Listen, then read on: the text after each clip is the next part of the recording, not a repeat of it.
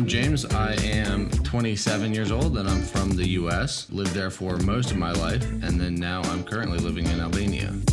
My name is Martin. I'm 28. I'm from Bulgaria and I'm currently living in Germany, and to be more exact, Nuremberg. My name's Cameron. I'm 24, from Brighton in England, and now living in Valencia, Spain. And this is the Expat Show. Hello. Welcome back, ladies and gents, to the Expat Show. And not as always, today the three musketeers have dropped to two. Martin indeed has returned back to Bulgaria, not permanently though, just for a wedding. Is it his wedding? It is. It's his wedding, but he's already married, so it's his wedding celebration. So I'm not sure how they do it in Bulgaria, but it seems like in most of the Balkans they have their wedding. They sign the papers, they get legally married, and then when they have saved up enough money, then they have their big celebration. It's still called a wedding. It's a big celebration, but. They on paper they're already legally married. That's how it is in Albania. I would imagine it's similar in Bulgaria as well. Yeah, so it's almost like an after party. The one thing I enjoy about weddings is the food, which is what we will be talking about today. Not specifically wedding foods. I'm sure Martin can tell us lots of stories about that next week when he's back. But Cameron coming in with the killer segue right there. Wow. Yes, I can pull it out for quite some time, but yes, food. I was having breakfast this morning and it kind of hit me that I haven't really eaten cereal since I've moved to Spain, you know? It was quite weird, but yeah, had my my jam or tomato on toast and a nice cup of orange juice. The orange juice here is so good. Oh, incredible. But yes, we can dive into food a little bit more. How's your week been? I was thinking the same thing because, I mean, I don't eat cereal in the U.S. typically, but the other night I was sitting and I was like, a bowl of Frosted Flakes or a bowl of Cheerios or something right now would be just hit the spot. It would be so good. Yes. Mm-hmm. But that's not something that, I'm sure I could find that here. It's just not something that I've had in a very, very long time. Yeah, the milk's a lot different here. I don't really enjoy cereal so much when I do have it. It's just like the milk in the carton. I'm used to having it at the fresh glass and everything. But yeah, that is what it is. Well, do they have boxed milk in Spain? Yeah, the majority of it is boxed. But yeah, and do they do that in the UK as well? Normally in the UK, it's either glass sort of jugs or plastic 6 litre, 4 litre jugs, and yeah, okay. So in the UK, it sounds like it'd be similar to the US, where we have the 1 gallon jug, and then you have the half gallon jug, and then you can get little cartons. But when I moved to Albania, it was something that was kind of what I wasn't used to was them selling milk in a box, and they just keep it on the shelf. Like you would see soy milk or almond milk or something, it's hasn't been opened, so it doesn't need to be refrigerated. But it's shocking to see wait, why is the milk in a box? The normal cow's milk, and why isn't it in the refrigerator? But it's because it's whatever heat treated, whatever, and it doesn't need to be in the refrigerator. So that's one of the big ways that people get milk here. But then also they will, the people that have cows will milk their cows and then put it into different bottles, but they very environmentally conscious of them. They recycle the bottles, but they do that in a way that they just put the milk into an old Fanta bottle or an old Coke bottle. They probably wash it out, but hopefully. You're still you buy fresh milk in the morning and the guy comes on his bicycle and he brings you your 1.5 liters of milk, and it comes in a orange tinted Fanta bottle. And I just, to me, I'm like, is that really fresh? Do I want to do it? Yeah, it's interesting. A bottle like this one that I'm holding, but it's generally not water. It's always sometimes it is, but sometimes it's a Coke bottle. Well, at least they are being environmentally conscious, not just buying plastic bottles for plastic bottles. So in that regard, environmental consciousness in other regards is not not to par yet, let's just say. Yeah, I can imagine. We can talk about things like that in a future episode. But yeah, breakfast is definitely a good meal. What is a typical breakfast in Spain? Like not for you, but in like if you went to eat breakfast in Spain at a restaurant, what sort of things would be on the menu? Okay. Normally, lots of the local people, they actually go to like a cerveceria, which is like essentially it's a bar at night time where you can buy your beers, your liqueur, and everything. And in all of those places, they normally have a breakfast menu, and it's typically consisted of toast with mashed tomato over the top, maybe a bit of butter, and typically a glass of orange juice, and that's pretty much it that they have for breakfast. Interesting. It's really cheap as well. Like in some places, the cafe just up the road from me, it's about €1.50, and you get the orange juice and a cup of coffee, I should say, as well with that. I don't typically eat breakfast, but the times that I have, it's generally like it's been like if I've been camping, and then it's bread and some cheese and tomatoes and cucumbers, the same sort of thing that they would eat for lunch. And then sometimes there's eggs in there. I've not been to a restaurant at breakfast time. I've seen a few that have breakfast menus, but I don't think people really go, well, where I live, people don't really go out to breakfast, I don't think. But they have a few like more unique things that you eat, that some people eat for breakfast. So one of the first videos I made in Albania, I made about this breakfast dish called pacha. And it's pacha. Yeah, it's basically where you take the parts of the animal, the cow or the lamb or whatever, and you use those, you boil them, and you kind of make a soup out of them. So the one that I had was pachacoca, which is from the head. So they take the head and they chop up the brain maybe, and they like cook everything, and then they bring you your soup, and you have the one that I've had it twice. One of them was more of like an oily thing with chunks of meat in there, chunks of head meat and little bits of brain, and then you eat it with bread, and usually they drink it with a glass of red wine. I've also had another one that was less oily. That one almost looks like a broth with chunks of meat in it.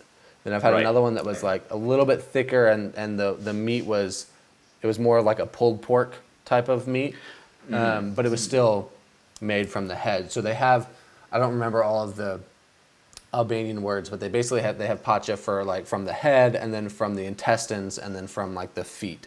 And they basically boil it, and they make a broth out of that, and then add some oil and some things to it, and kind of make a soup. And part of the idea behind it is that during the communist era, you only were allotted certain things, and so you didn't want any of your food to go to waste. And then maybe even before that as well. But you don't want to butcher a lamb and then just throw out the entrails and the head and the feet and only eat the outside part. You've got to make use of the whole animal. If you are going to butcher it, make the most of it. Right, exactly. Mm-hmm. And then on top of that, there are a lot of calories in it. So if you're going to be working out in a field all day, you eat it at breakfast time, and you can work for gives you a lot of energy and a lot of calories that you can burn off before lunch, maybe even a late lunch sort of thing. I wouldn't say that's a traditional. I mean, it is traditional. I wouldn't say it's a common breakfast, but it is a breakfast thing, which is odd that not something you would expect people to eat for breakfast. No, it definitely sounds more like a dinner kind of meal, where it's a bit more substantial, a bit heavier and warm.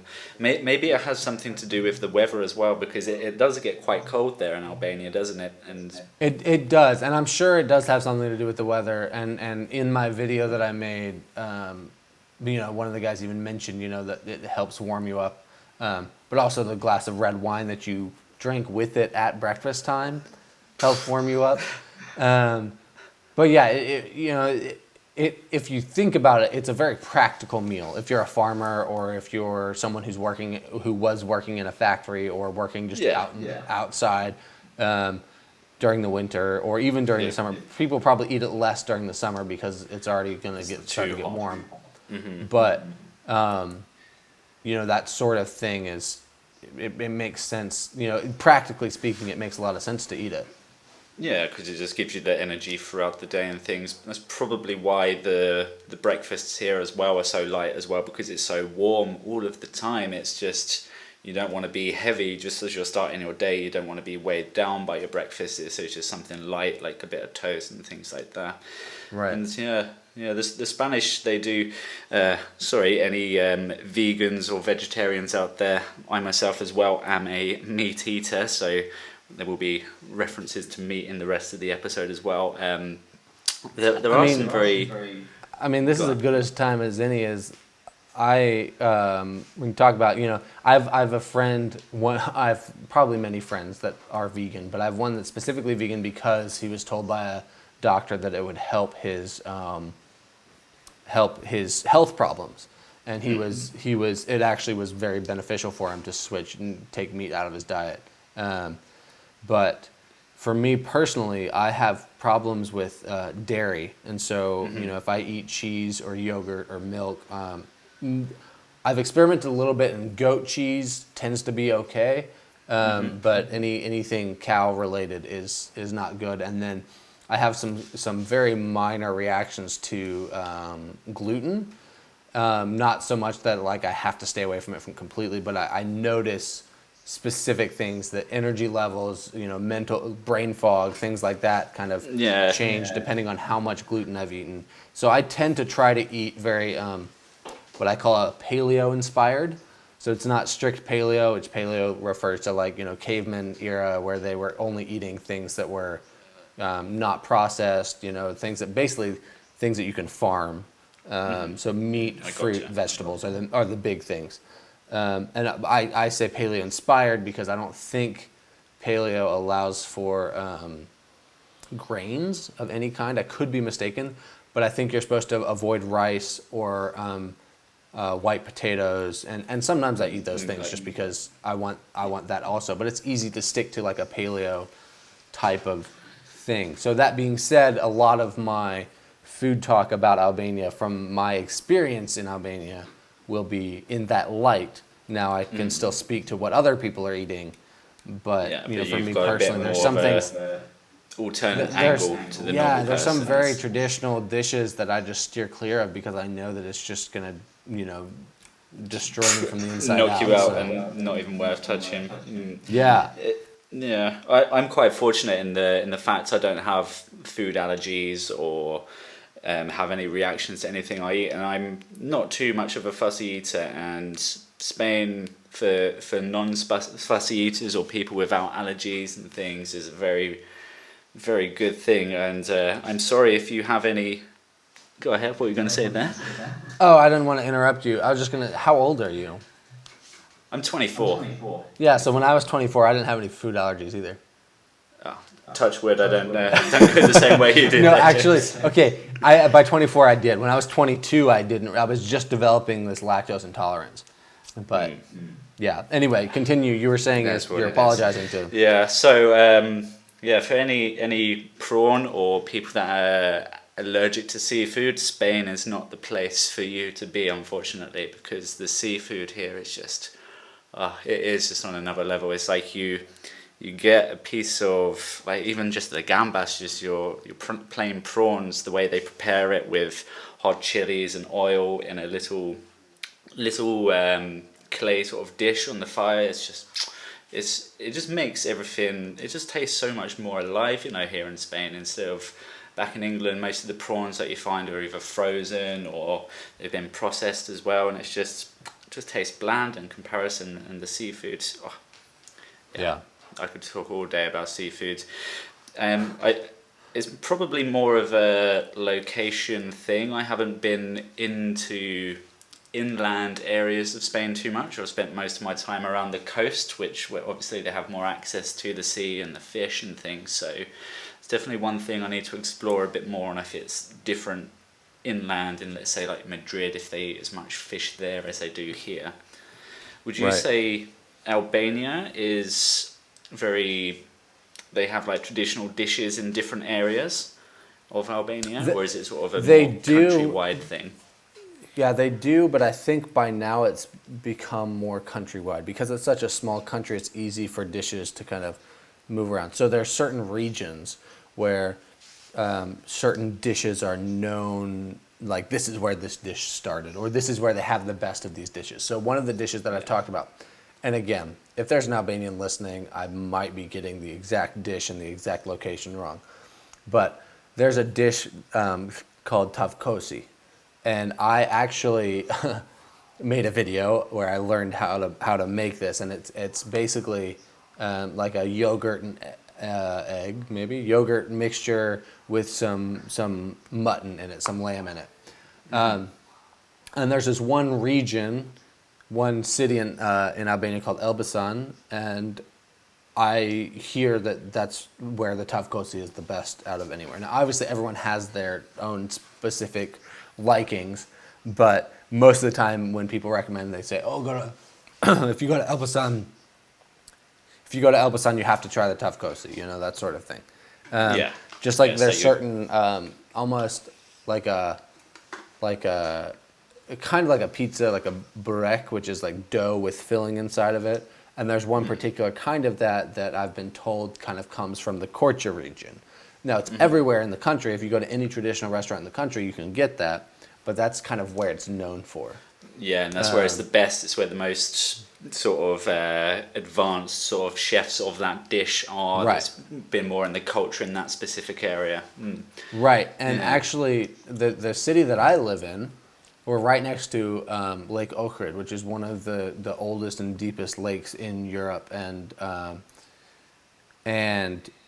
it has a fish, a trout, called the Quran.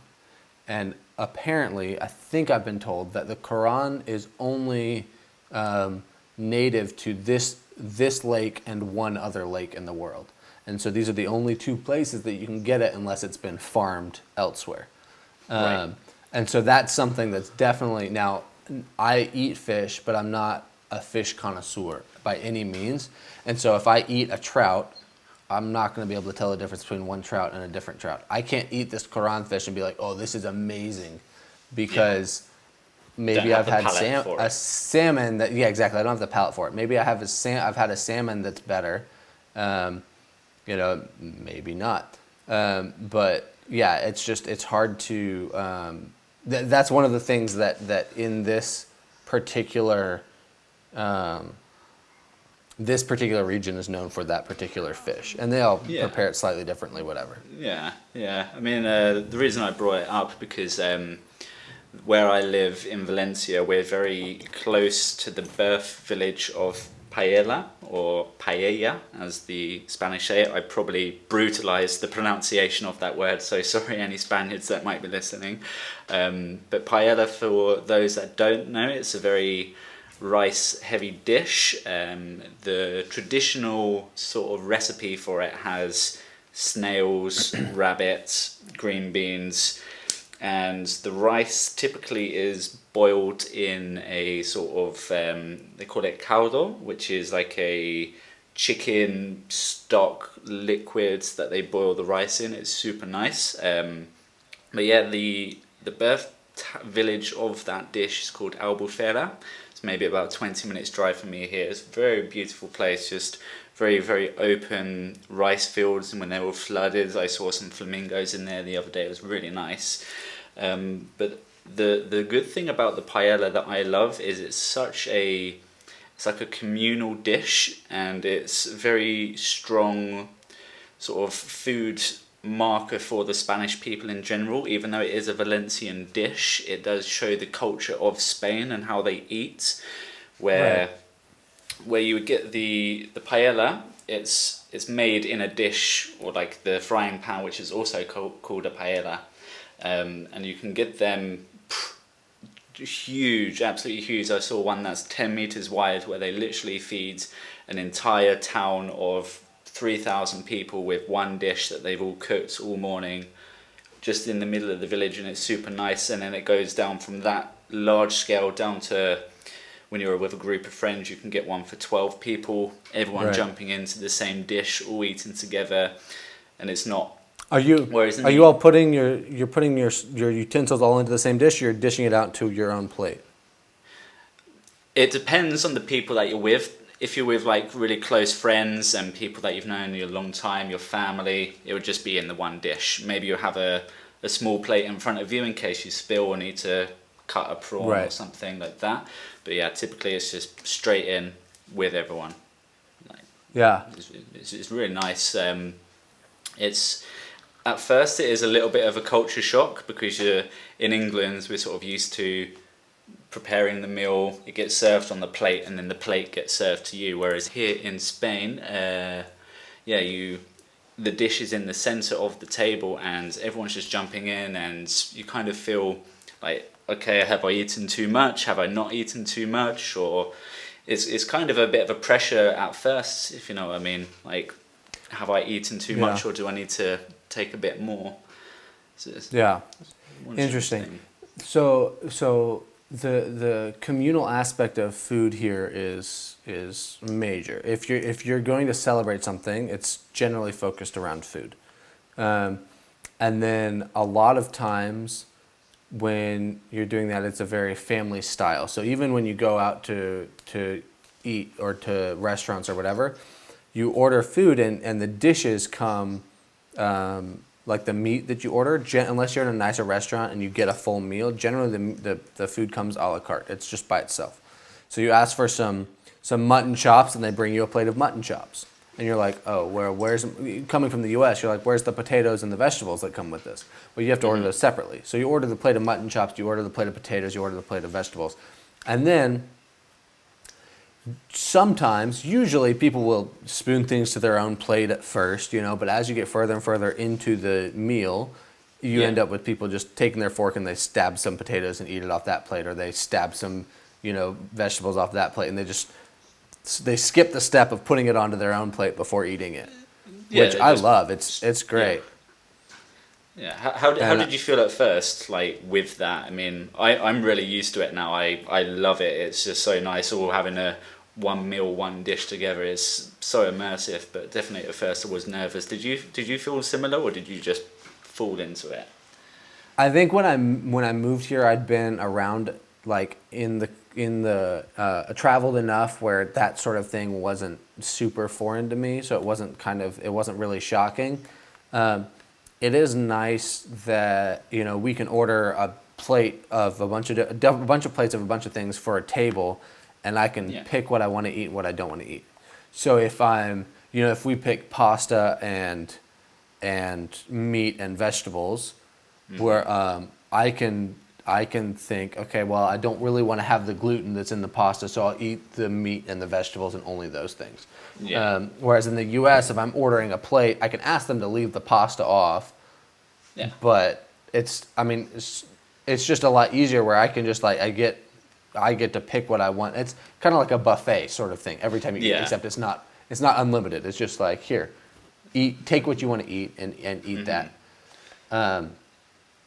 So it's interesting, and I actually really like it. It does get me to a point like where there's if there's three potatoes left or there's one piece of meat left, I'm like, okay, am I allowed to take it? Should I take the last piece? Should I give it to someone else? Should I sit here for 10 minutes and see if anybody else is going to eat it? How many other people are thinking the same thing as you are right now? Should they wait until I've taken it? That sort of stuff. But overall, I really like how the food does that and how the food brings people together. For sure. And this whole episode is funny to me because I frequently say that I generally eat for sustenance. Because of my stomach problems and my food allergies, oftentimes I wish I just didn't have to eat and could still do things. I still enjoy good food, but I'm not the sort of person that's going to travel somewhere specifically for the food unless there's something, major surrounding it, some sort of cultural significance. So and so really I have a few friends that if they hear this, exactly. I have a few friends that if they hear this, they're just going to laugh at me about me talking about food when, generally I eat the same thing, I'll alternate between like 4 different things every night for dinner. Part of that is because my lunch is usually different every day, almost every day. But eating just something familiar that I know is not going to upset my stomach that night or something, is just like, all right, I can deal with rice and vegetables and some meat, or some potatoes and some eggs or something like that.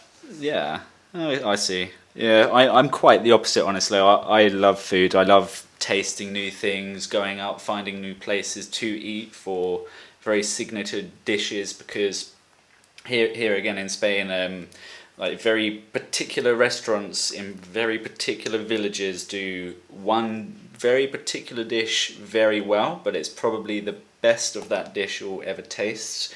For example, there's one place that we went to. Where was it now? I think it was in Valencia City somewhere, and we got patatas bravas, which is essentially like saute potatoes a little bit, and they always come with alioli, which is it's garlic which is mixed with olive oil into like a mayonnaise kind of substance. Really, really nice.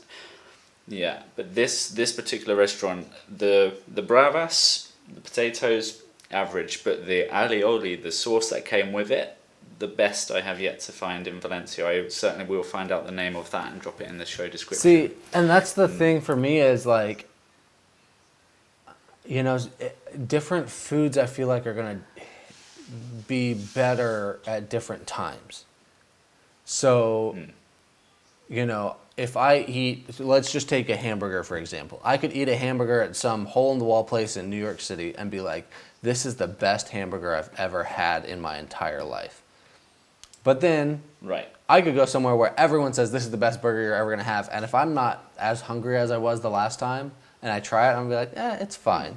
So there's so many varying factors to me that, like, I like hamburgers, and it's hard to mess it up, except, if I can't eat it. But I like certain foods, and I'll eat them, when I get a chance. But I just don't understand fully the, like, I just don't fully get it. And granted, and I've said this already, and I'll say it again, part of that is because I'm always slightly nervous about what my stomach is going to do after that. Am I going to have stomach pain 2 hours later? Am I going to have stomach pain the next day? Will this affect my literally my mental health while I'm trying to do things for the next week? That sort of thing. And so when I know that I can eat clean and I know which foods to eat clean, I try to stay with those. That being said, when I go new places, I'll try new things as long as there's nothing blatantly like too risky. Yeah, if they're like, oh yeah, this is swimming in milk, I'm not gonna be like, yeah, bring it on. But if they describe something that I'm like, pretty sure I can eat all of that, I'll give it a try. I mean, even the other night, this maybe wasn't the best idea, but there was a salad that we had at this restaurant, and it had some bacon and some Parmesan cheese and some cantaloupe melon on it. And I was like, that salad looks really good. I know I can't eat that cheese, but I'm gonna try to pick off as much as I can. And if it affects me later, then it affects me later. But I want to enjoy this, and I did enjoy it. Yeah. An hour and a half later, I wasn't enjoying it as much, but I enjoyed it while I ate it. And I'm like, all right, so where is the line of the price that I want to pay, and how much do I really want to try this dish? So when I go to new places and they're like, oh, try this, it's delicious, and it's a yogurt dish, I'm like, sorry, pass. But I'll have to pass. Yeah. If it's something that's like, there's a little bit of cheese sprinkled on it, I'm like, sure, okay, I'll do it. There's always a chance where it doesn't affect me, I guess. But yeah, I think particularly with your sort of eating habits and how you have to avoid certain things, I think how the Spanish do it, lots of people get confused to actually what it is. Maybe yourself as well. I'll ask you, what would you say Spanish tapas is? What is your thoughts when you hear that word? My thought, and I could be completely wrong, I just think appetizers. I think finger foods. Right. Where if I like a reception, like if you're going to a work party, and they say we'll have drinks and tapas, that means you'll have drinks and you'll have one of those tiny little plates that's this big, and you'll take, in the U.S. it'd be like bacon wrapped, hot dogs. In like a little sausage kind of thing. Or like hummus and vegetables sort of thing. I gotcha. Or maybe, I don't know exactly how, but I know what it would be in the well, if I'm thinking of that word correctly, I know what it would be in the U.S., but I'm not sure if that's even the correct idea behind it. Well, I would say I definitely thought that before, and it is a very common misconception as to what tapas is. For the Spanish people, it's not so much the dish, it is more of the activity of going out for tapas. So what the Spanish do is they go to these cervecerias where I had the breakfast earlier, or they go to a bar, and these bars, they sell these, as you were saying, the tiny dishes with the small little portions, but it's not to go there for that dish in particular, it's to enjoy the experience with your friends. You're not going to this one place to eat your entire meal. Maybe you'll go to one bar, you'll have a drink, you'll have one tapas, and then you'll be off to the next one. And then you have a different dish, you have another drink, you're meeting more people in that area.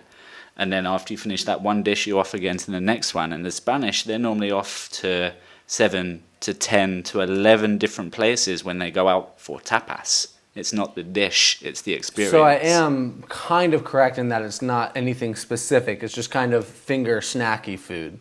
But it's also... Yeah. Okay. Interesting. So it's similar here with coffee.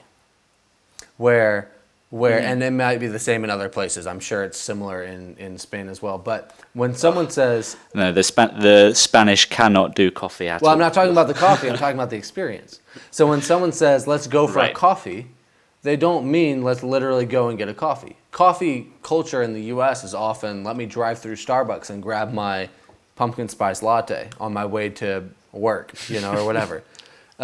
Coffee in Albania is let's go sit somewhere and talk, and you can drink a coffee if you want, you can drink a juice if you want, I don't care, let's go for a coffee. And when you have, meetings, it's, let's have a coffee. You maybe won't even, neither of you maybe won't get coffee. Neither of you, I don't know how to say that sentence well. Maybe... Neither of you. Maybe neither of you will, neither of you... You may not get you may not either of you may not get coffee. You and the other person. Neither one of you may get coffee. May not get coffee. No, that's a double negative. Anyway, you know what I'm trying to say. But no one has it's coffee. the thought. It's the idea. It's the activity of interaction, not so much the actual drinking of the coffee itself. And another thing, kind of related to that here, and kind of related to food also, is if someone invites you to go somewhere, to get a coffee, to get food, generally, maybe it's not so much with food, but definitely with coffee, they're paying.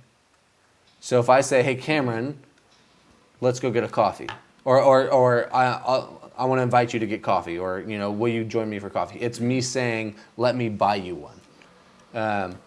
It's kind of confusing. Then how do I have a conversation with someone? How do I offer, say, let's all go get something to eat without being like, let me go pay for everyone to eat dinner, But I mean, it's easy to. It's more of like, do you want to get something to eat? Not like, let me take you. Let me go get you something. Anyway, I see. So it's more the way you sort of phrase it to the people. Yeah. How they're going to. It's And also you never know. Like historically that's what it would be. It's let me I invite you for a coffee, but I never fully know, okay, am I going to have to pay for this, or are they going to pay for it? It's just always hard to tell because, tradition mixed with modern culture kind of, trying to intertwine and, I don't know, it's just a very interesting dynamic with it all. Yeah. Yeah, for sure. I mean, are they... like in the Albanians, for me, and it might just be sort of a worldwide thing. If they're like, oh no, I'm taking you for coffee, and maybe they know that they're going to pay, do they appreciate you offering to pay your part anyway, or they just like, no, I'm taking you, don't even offer to pay your little part? How are they with that? When and I'm not sure if this will fully answer your question. If someone, generally with Albanians, if someone tries to pick up the bill, unless it's beforehand, everyone knows that they're splitting it. If someone tries to pick up the bill and other people try to offer, they won't let them. So if we go for coffee, if me, you, and Martin go for coffee, and I say, hey guys, come have a coffee with me. Two things. In the U.S., that's, hey, you guys want to pay for your own coffee and come join me while I'm drinking my coffee? In Albania, that's let me pay for your coffee. In the UK too. Yeah. It's let me pay for your coffee. And we go and we sit and we have a coffee, and I go and I try to pay, and you guys pull out your money to try to pay me, then we're going to have a argument, a disagreement about, no, I don't want you to pay for the net. So it's a give and take, pay it forward type thing where it's like, you get this one, I get the next one, But nobody, as far as I know, keeps track. And so it was hard when I first got here, when people are always saying, hey, come here, hey, let's do this. And I'm like, at what point will you let me pay for things? Will you let me return this favor to you? Yeah, because you want to give the favor right, back. because right now I'm the guest, and will I always be this guest? Kind of, but there has to be a point where I can be the one paying for it rather than you paying for it. It's not like they're going to get offended if you try to offer. They just generally will refuse. Well, I think we may have very well covered a lot of food. We can always see what Martin's thoughts are on the food topic next week. We can learn all about his wedding food next week as well, which would be very interesting to hear what they have there in the Bulgarian. So one thing I do miss about filming weddings is good food. There always seems to be good food at weddings. It's quite nice. But yeah, any final sort of thoughts on your end, James, on food, or any last little tidbits, pardon the pun, tidbits in the UK? If you didn't know, I like a little dog biscuit, is what we would call them. Okay, I was like, pardon what pun? I missed that pun.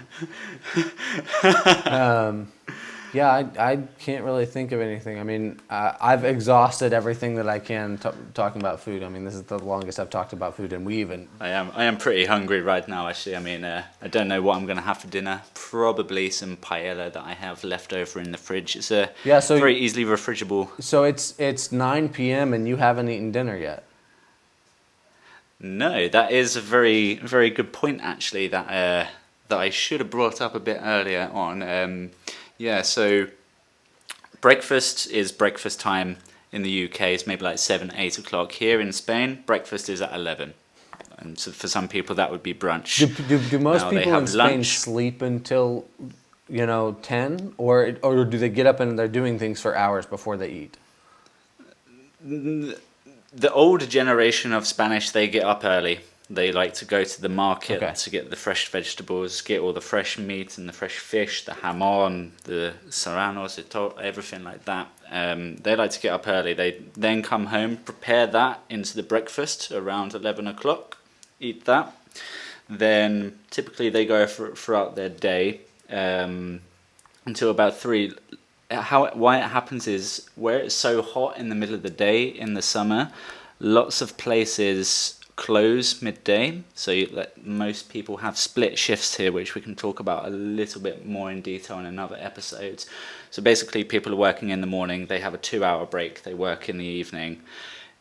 Within that 2-hour break, they have their lunch, which is normally a heavy meal like the paella. They eat that all together, and then they have a siesta, where they go to have a sleep for 30 minutes to an hour. Again, we can talk about that more in another episode. And then they're working again until 8, 9 in the evening. And then where it's a bit more cool, they go out, they have their tapas. More of like how a British person would see lunch, being like a sort of a sandwich and a bag of crisps, lighter food. They have that in the evenings at 10, 11 o'clock, because they've already had a heavy meal mid sort of day. Yeah. Yeah, interesting. In the US, generally my scheduling, and obviously everyone's slightly different, but when I was growing up, it was breakfast when you wake up, usually 7 or 7:30. Then lunch is always around noon. Then dinner's always around 6. Yeah. And then obviously that fluctuates as I get older. Whatever, I go to friends' houses and their dinner time was 7:30, and sometimes our dinner time at home would be 5. It's all over the place.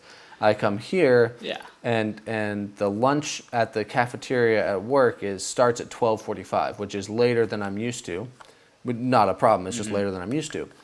And then people generally in the evenings, when the sun goes down and it gets a little bit cooler, they go for a walk along whatever. So here it's along the lake. It's an Albanian cultural thing where everyone goes for their gyro at night, where they go for a walk. And most cities have like a promenade, a walkway. So if it's next to if you're on the ocean or on water, if you're on water, it's usually next to the water. If it's not, it's next to, the old castle of the city or something. But there's always this wide, usually a road that they'll shut down after 6 p.m. on certain times of the year, and people just go out there and they just walk back and forth. And then after that, or during that, they tend to go get their dinner. So then it ends up people are eating dinner at 8 o'clock, 8:30. Right now it's 9 p.m. and I'm, when we're done recording this, I'll bike home and I'll probably pass a few people eating, but when it gets to be about 9:30, most people in a small town are going, a smaller town like mine, are going home and they're done with their dinner and that sort of thing. But it's strange. Yeah. It's so strange to me because even now, I go home from work and my first thought is time to cook dinner because that's what I've always done. When you get home from work and you cook dinner. And the exception, and then you're ready for the evening after. Yeah, the exception to that is if I stop and go paddleboarding or swimming or something before that, and then dinner's usually at 7. But I never wait until 8 or 9 o'clock to eat dinner, which is to me, is just so strange. But I mean, it's just a cultural difference that is just different for me. So yeah, it is difficult. I'm still getting used to it. I'm still trying to move back to more eating a heavier meal 4 or 5 o'clock because I always find it eating it so late when I go to bed, maybe an hour or so afterwards, my stomach is digesting and it's just keeping you awake because there's so much activity in the stomach and it's I just don't want to be dealing with this at this time while I'm laying down. I've found if I eat too close to when I try to go to bed, I have trouble sleeping. I have trouble falling asleep. So eating at 8 or 9 o'clock, I know I'm not going to be able to fall asleep till midnight. Well, I would rather go to sleep earlier, so I just eat earlier. Yeah, pretty simple fix. Yeah. Very good. There was one last thought that I will keep it for another episode when there is something more festive going on. The Spanish, they do have a lot of different festive foods for different festive seasons like Easter, Christmas, or in Valencia, la fallas. There's very specific foods that they have at very seasonal times in the year. I'll keep that one for maybe a bit closer to a festival. Yeah, I feel like that could be a good that could tie into a holiday episode or something, Yeah, that would be for sure. That would be interesting. But yeah, so I hope we didn't leave you guys back at home too hungry today. What do you guys normally have for your dinners out here in Valencia? It's the paella and things like that. What do you guys have back at home? Let us know. I would be really interested to know what you're eating in your countries. Where can they email that to us, James? Well, they can email us at the Expat Show at mail.com. That's the Expat Show at mail.com. Or we have a Facebook page, the Expat Show. You can message us on there. I believe you can post there as well if you want it to be more public. I think so, yes, but it's not on the main news feed, but we can look into that a little bit more as well. But yeah, Facebook, email. You can also get in touch with us probably via our Instagrams. Mine is @CamClarkSpain. And you can, what's your handle there? yeah, you can find me on Instagram at James Lighthart, Leithart. Definitely good. And yeah, hit us up. I want to know what you guys are eating for breakfast. And yeah, and if there's anything else that you guys want to hear from me and James, or from Martin as well when he's back next week, let us know your questions, because we definitely want to know what you guys want to hear from us. I mean, we are 3 different guys, born in 3 different countries, now living in 3 entirely separate countries. So we definitely have a lot of things that we can talk about, and we want to know what you want to know. So do get in touch. Yeah. Enjoy your day eating, I suppose. I should close off on. Yeah. I guess now that we've been talking about food, it's time to go eat, huh? Yes, I am rather hungry. The paella, and I think for the dessert, I've got some horchata. That's a really nice. It's a tiger nut milk. They sort of squeeze the tiger nuts, mix it up, and it's got a very tangy sort of milky taste to it. It's very nice, bit of cinnamony. It's a good dessert. Good dessert with a turon. Wow.